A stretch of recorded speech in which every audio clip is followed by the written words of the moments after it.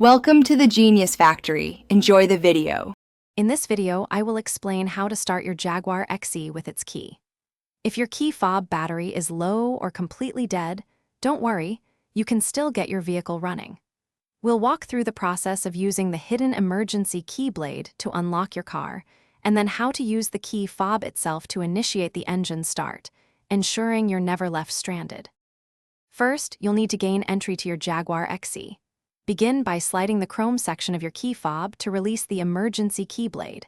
Next, look at your driver's side door handle. You'll find a small slot.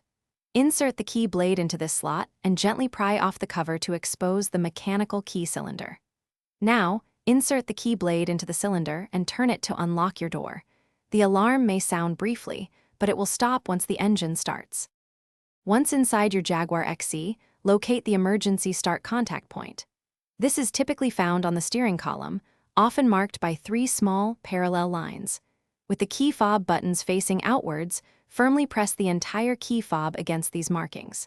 It's crucial to maintain constant pressure on the key fob against this specific spot for the next step to work correctly. This action allows the vehicle to recognize your key, even with a dead fob battery. With the key fob held firmly against the steering column's contact point, place your foot on the brake pedal. Now, press the engine start/stop button as you normally would.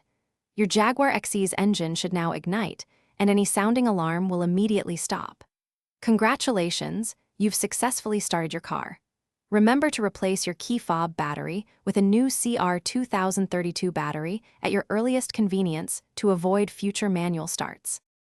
Thanks for watching. If you found this helpful, don't forget to like and subscribe.